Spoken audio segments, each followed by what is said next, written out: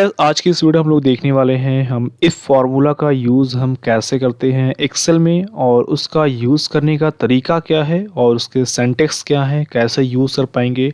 If condition के अंदर nested if के अंदर इफ़ कैसे यूज़ कर पाएंगे, ये दोनों चीज़ें हम इस बारे में देखने वाले हैं।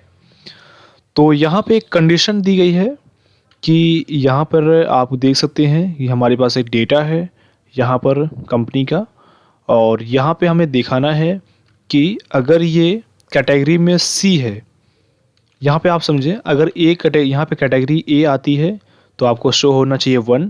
इस सेल में आपको 1 शो हो। अगर यहाँ पे ए है तो यहाँ पे 1 हो। अगर यहाँ पे बी है तो यहाँ पे 2 शो होना चाहिए।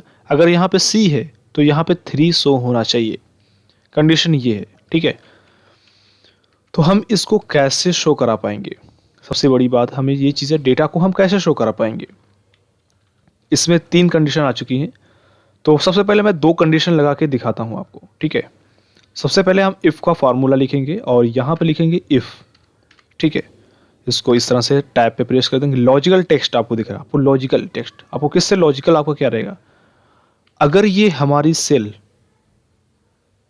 इक्वल टू के बराबर इक्वल टू होती है किसके? ए के, तो आपको शो हो जाए। अगर ये होता है, लॉजिकल टेस्ट आपने कर दिया, कॉमा, वैल्यू आपको ट्रू में क्या दिखना चाहिए? 1। तो यहाँ पे डबल कोट के अंदर आप डालेंगे 1, ठीक है। अगर हमारी ये सेल ए के बराबर है तो आपको क्या हो जाना, शो होना चाहिए 1।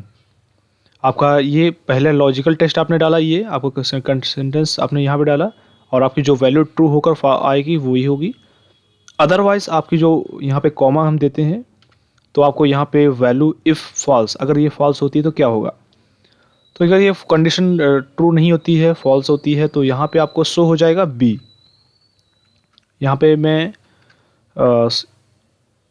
कुछ और डेटा लिख देता हूँ, नॉट फाउंड, नो डेटा, ठीक है, नो डेटा यहाँ पे मैंने लिख दिया और कोष्ठ को बंद किया, इंटर कर दिया, ठीक है। अगर यहाँ पे मैं ए लिखूँगा तभी यहाँ पे आपको 1 शो होगा, अदरवाइज वो आपको नो डेटा शो होगा, ठीक है। मैं यहाँ पे जाऊँगा और यहाँ से कंट्रोल शिफ्ट के बाद ऊपर जाऊँगा और कंट्रोल डी करेंगे तो ड्रैग हो जाएगा।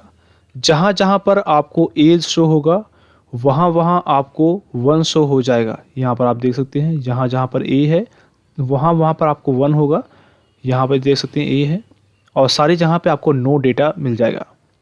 लेकिन हम कुछ और तरीके से कर सकते हैं। कंट्रोल जेड किया, मैं फिर से यहाँ पे डेटा पे आता हूँ। ये एक कंडीशन हो गई। आपको इफ़ कंडीशन कैसे लगानी है, पास या फेल आप जो लगाते हैं। अगर ये कंडीशन आपकी 70+ है तो आप पास लगाएंगे, अगर अदरवाइज वो फेल लगाते हैं, ठीक है। तो यहाँ पे F2 मैंने प्रेस किया, फिर से दोबारा दिखा देता हूँ कंडीशन आपको लगा के। यहाँ से मैं डेटा को फिर से कट करता हूँ, ठीक है। आपको सारी चीज़ें समझ में आनी चाहिए, उसके बाद ही मेरा फ़ायदा होगा कि आपको समझ में आया। फिर से मैं यहाँ पे लगाता हूँ डेटा। अब हम नेस्टेड फार्मूला को लगाएंगे इफ़ का। इक्वल टू, इफ़ लगाया, सीधा सीधा सिंपल सा। यहाँ पे मैंने गया, अगर ये सेल, लॉजिकल टेक्स्ट, लॉजिक हम लगा रहे हैं, अगर ये सेल हमारी इक्वल टू होती है किसके बराबर? ए के बराबर, तो कॉमा, यहाँ पे वैल्यू हमारी क्या होनी चाहिए? 1, तो इक्वल टू 1, राइट, कॉमा। फिर अगर वही सेल हमारी बी होती है तो आपको प्रिंट होना चाहिए 2, ठीक है। तो हम यहाँ पे फिर से लिखेंगे इफ़, अगर ये सेल हमारी जो कैटेगरी सी है, अगर ये सेल हमारी इक्वल टू होती है बी के बराबर, तो आपको क्या शो होना चाहिए? 2, ठीक है। तो डबल कोष्ठ के अंदर हम यहाँ पे लिखेंगे 2 और यहाँ पर इस तरह से कर देंगे, और यहाँ पे आपको शो हो रहा है फॉल्स वैल्यू। फॉल्स वैल्यू में आपको क्या देना है? अदरवाइज उसके पास लास्ट ऑप्शन तीन ही कैटेगरी के लोग हैं यहाँ पर, ए बी सी, तो अदरवाइज वो लास्ट में आपको जो शो होना है वो आपको होना चाहिए, कुछ भी लिख सकते हैं, नॉट डेटा, या फिर हम यहाँ पे लिख सकते हैं सी लिखते हैं या 3 लिखते हैं। तो यहाँ पे मैं आपको लिखना क्या, क्योंकि हमने अगर ये डेटा हमारा कैटेगरी अगर D6 D और 6 अगर हमारा ए के बराबर है तो आपको 1 शो हो जाए, अगर ये D6 B के बराबर है 2 हो जाए, अदरवाइज ये आपको 3 प्रिंट करके शो कर देगा जो कि C की वैल्यू है। ठीक है, यहाँ पे कोष्ठ मैंने बंद किया और इंटर कर दिया।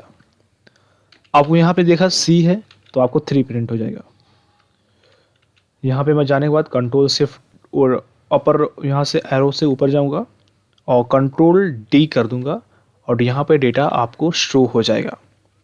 तो इस तरह से हम इफ़ कंडीशन का यूज़ करते हैं। और भी बहुत तरीके होते हैं। हम इसमें टेक्स्ट, जहाँ पे हमने नंबर लिखा है यहाँ पे हम टेक्स्ट भी लिख सकते हैं। यहाँ पे हम जो बी लिखा है हमने, यहाँ पे सेल का नाम भी दे सकते हैं, चीज़ें दे सकते हैं अलग अलग तरीके से। तो आप इसका यूज़ करिए। अगर आप इसमें कोई डाउट्स हैं तो आप मुझे कमेंट करके ज़रूर बताएं। और कुछ चीज़ें हम और भी एडवांस में सीखने वाले हैं। अभी फ़िलहाल के लिए इतना ही। अगर आपको वीडियो अच्छी लगी तो वीडियो को लाइक करें। अगर आप चैनल पे नए हैं तो चैनल को सब्सक्राइब करें और बेल आइकन को प्रेस करना बिल्कुल ना भूलें।